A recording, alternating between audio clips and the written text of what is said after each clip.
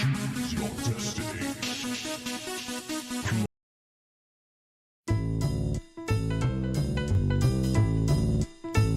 You know me, the fighting freak Knuckles, and we're at Pumpkin Hill. You ready?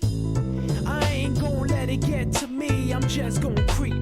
Down in Pumpkin Hill, I got to find my lost piece. I know that it's here, I can sense it in my feet. The great emerald's power allows me to feel. I can't see a thing, but it's around somewhere. I'm gonna hold my head, cause I have no fear. This probably seems crazy, a graveyard theory. Our ghosts try to approach me and got leery. Ask him a question and he vanished in a second. I'm walking through valleys, crying pumpkin in the alley. Didn't seem happy, but they sure tried to get me. Had to back them up with a fist metal crackle. I'm hearing someone saying, you a chicken, don't be scared. It had to be the wind, cause nobody wasn't there. I searched and I searched as I climbed up the wall. And then I started to fly, I went in deeper.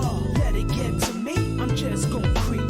Down Pumpkin Hill, I got to find my lost piece. I know that it's here, I sense it in my feet. The great emerald's power allows me to feel. I can't see a thing, but it's around somewhere. I gotta hold my head, I have no fear. It probably seems crazy, a graveyard theory. A ghost try to approach me, he got leery.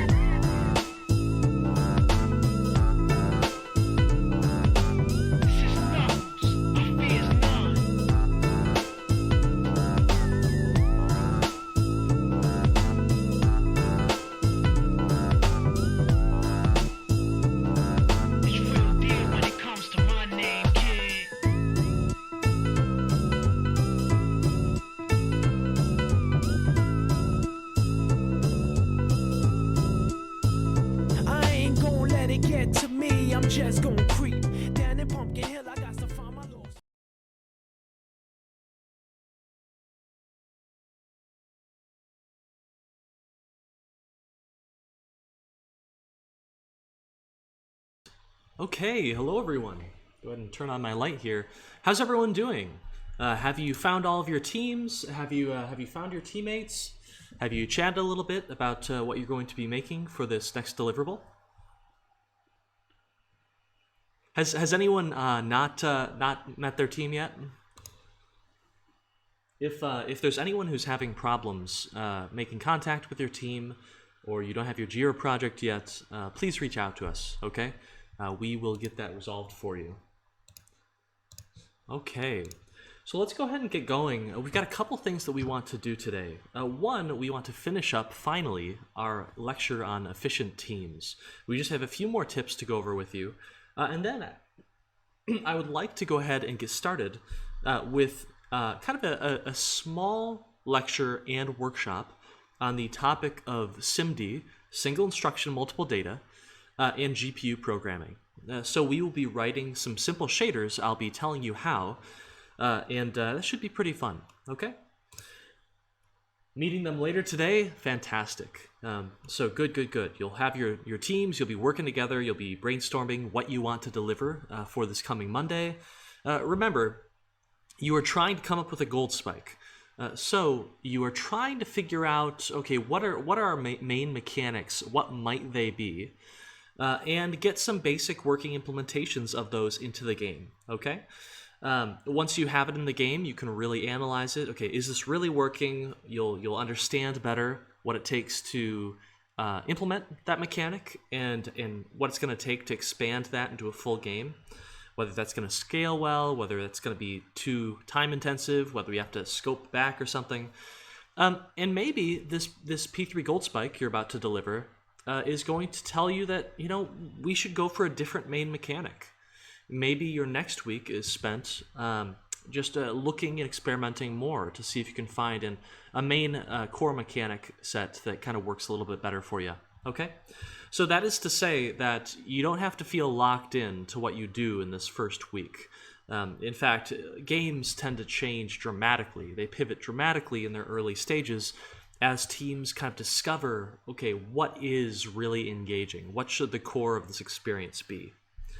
We got some daily inspiration. I think, when the pandemic first started during that semester, this was the first lecture in which we were totally remote, and I remember it was pretty unique, right? The idea that suddenly no one can be together physically, but we still can connect in some way. And in the early days there, it was very, very funny. People with interesting kind of webcams, everyone having different webcams, some putting on filters in Zoom, I think.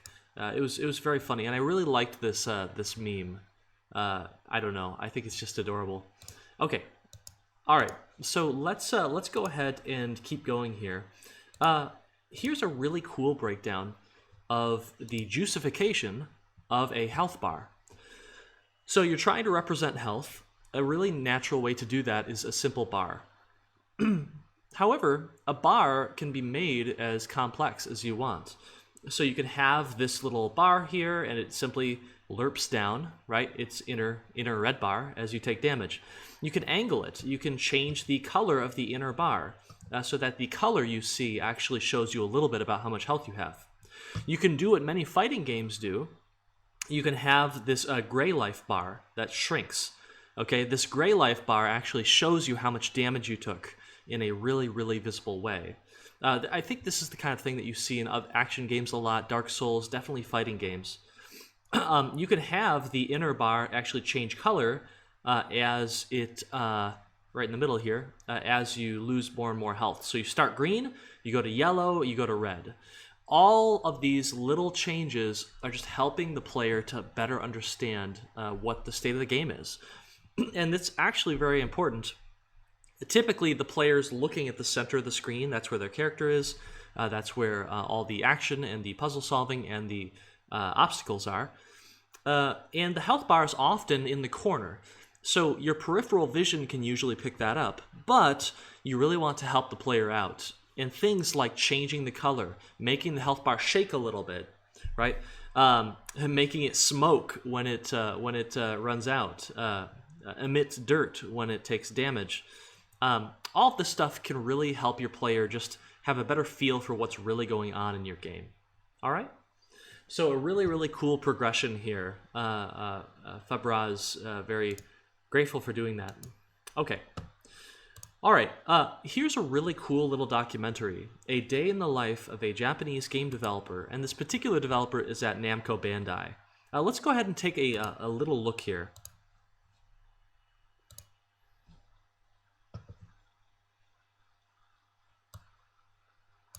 Game programmer.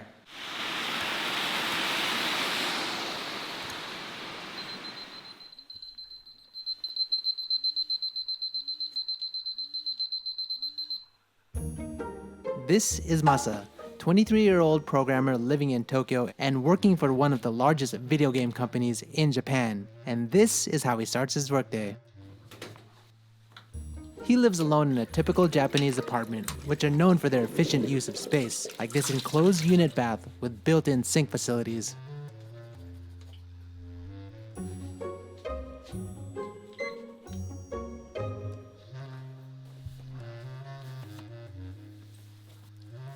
Masa, how long does it take for you to get ready for work? だいたい顔洗って着替えてで5分10分ぐらいで朝は終わっちゃいます。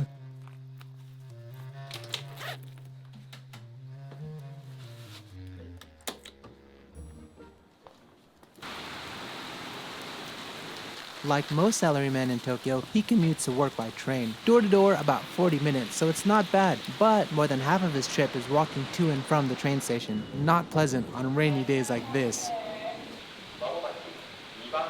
Alright, so Masa should be coming soon, but the typhoons these months have been really, really crazy. And look, the trains are super packed. Crazy typhoon, right? すごいですね。もうズボンびしょびしょなんで風呂入りたいですね。 So Masa works for Bandai Namco Studios, which is the network entertainment unit of Bandai Namco Group. They're known for developing popular game titles like Tekken, Mario Kart, and even Pac-Man. And there's about 1,000 employees in the Tokyo office spread across 5 floors.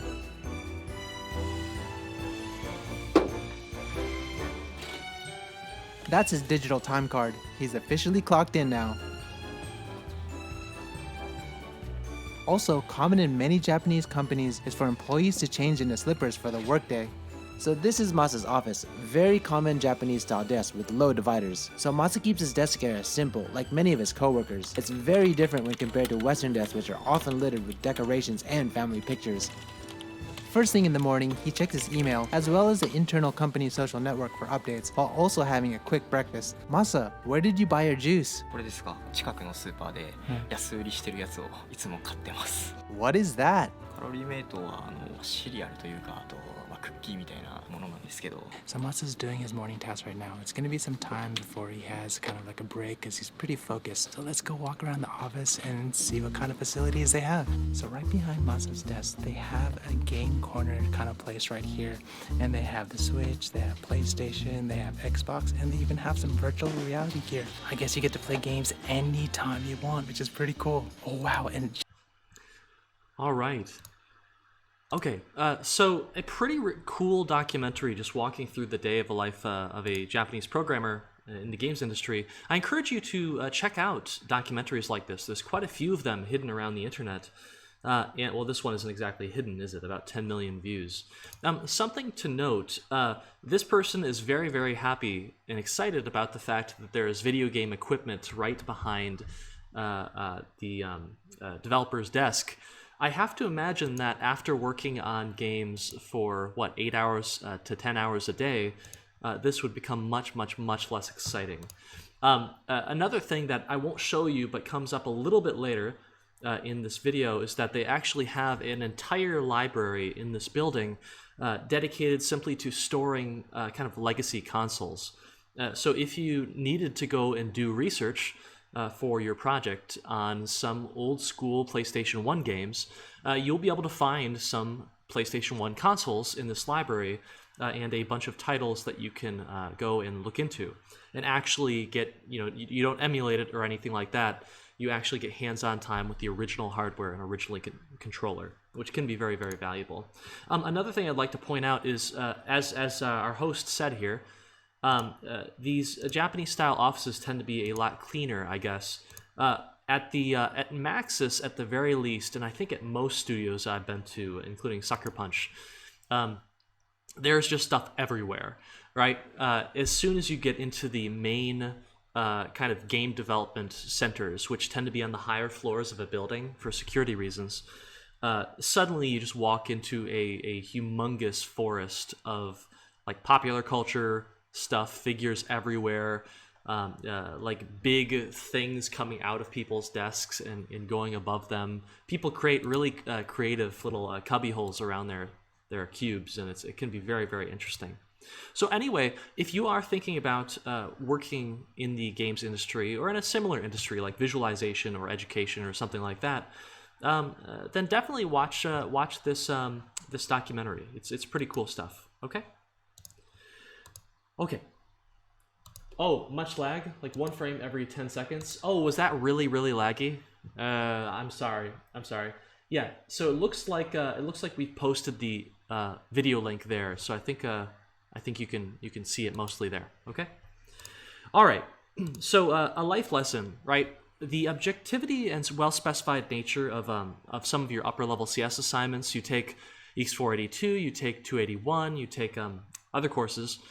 One of the cool things about those classes is that they give you really, really, really well-defined specifications for your assignments. Your assignment, right, your deliverable must take exactly this input in exactly this format, and it must process that input and output a result in exactly this fashion.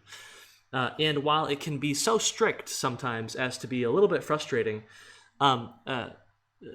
one thing that's really nice is that you have those specs, and it's often very clear what you must do, or at least what the end goal is.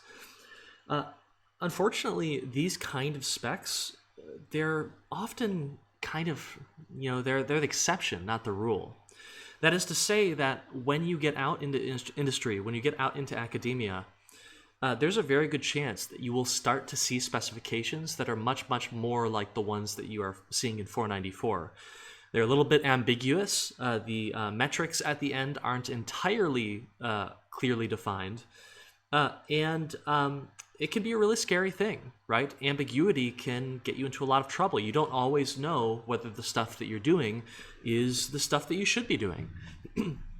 And so I have a story on that, actually. One of Arbor Interactive's very first projects, we were creating a medical game for a medical insurance company.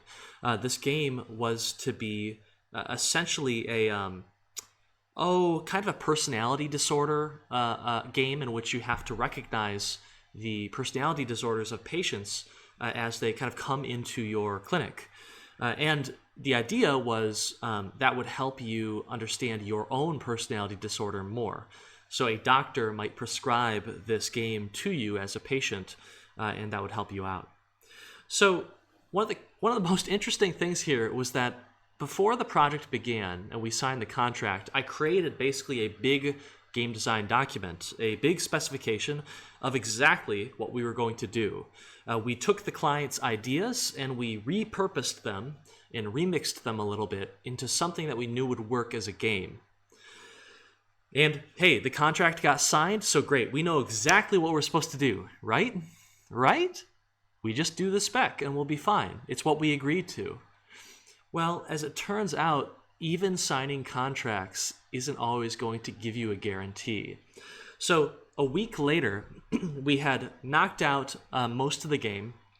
We had implemented a rough draft of most of the game's mechanics, and we took it to this restaurant. We showed it to our client on this, I think, Samsung Galaxy Tab, and the client was like, okay, what's this? I mean, it looks fine, but what is this? What is this? What did you make for me? And we were kind of shocked. We couldn't really believe it. We said, hey, we made the game that's in our contract, right? I mean, you read the contract, you read the design specification we gave you, and he just kind of like, not really. I thought you were going to make exactly what I put in the email. So I didn't, so anyway, our clients didn't really read the contract that we provided. And even though we had some well-specified specifications, we had the contract, we had the game design document, that didn't really matter all that much. There was a disconnect between the production and the client, between us and the people we were making this game for. The good news, and the thing that saved us, was that we had an agile development process going on. The same kind of agile process that you have going on for Project 3, and the same process you had for P1 and P2.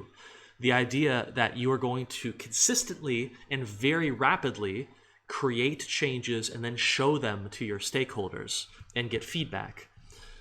What saved us was that even though we had diverged from our clients' expectations, and reasonably so, I mean, we were just doing what was in the contract that they signed, because we were able to catch that discrepancy very fast, within a week, we were able to pivot and kind of change and fix our direction so that the resources that we still had, the money and the time that was still remaining, could be put toward ways that would make the client really happy. And then it was just lights out after that. Every week we knocked it dead. But that is to say that in many real-world scenarios, you will not be given a super well-defined specification. Okay? It will be missing details, or it will be general. It will give you freedom sometimes. And sometimes the spec is just flat out wrong. You get a specification, but actually you were supposed to do something else, and you couldn't have really known. The agile development process and this kind of continuous feedback loop that happens really fast is part of what gets us past that. One of the reasons that our turnaround times on P3 is literally a week, right? You make changes, a week later you playtest them. You make changes, a week later you check in, right? A week later you check in, get feedback from your stakeholders that grade you, but also from other stakeholders who might be interested in your work, your peers, right? Your classmates. So that is why we do this kind of stuff. It can feel like it's not enough time. A week is a very short amount of time in many ways, but it's the kind of short development period, a short sprint, that forces you to prioritize. It forces you to focus on what's most important. And if you start going in the wrong direction, it really quickly reroutes you. It really, really quickly changes your direction and fixes it. Okay? All right. So anyway, that's my tangent here. Okay. So I found this funny. Entire countries have united game development communities that will sometimes band together and sell games on Steam. Here's an example. Steam had I think it was several years ago, in 2018, I guess, they had a Norway sale. So they had a ton of games that had been created in Norway. I think they had not many AAA games, but they had AA games, pretty substantial games for $20-$30. But they also had a lot of indie games in there too. And so it's really, really cool to see. Since many of my efforts are very Michigan-based, it is hard for me to see that and not say, wow, Michigan should do the same thing. It's very easy, particularly if you grow up in the state, to think that this is a very small place. But in reality, like many of the states in America are roughly the same size, at least in their productivity, as entire countries in Europe. Michigan being very similar to Poland in its size and economic impact. But anyway, okay, so yeah, we'll eventually get one of those going. It's going to be an awesome day. For those of you who are considering AI and research and graduate school, there's a very good chance, I think we've talked about this before, there's a very good chance if you go into grad school in computer science, you will be doing something related to machine learning. Machine learning is, I believe, Michigan's largest cohort by far every single year when it comes to PhDs. And so if you decide to go into grad school, there's a very decent chance you could end up working on something like MAR.io. So MAR.io is a cool, I believe, open source approach to basically solving the game of Mario for the NES. They use a genetic algorithm combined with a neural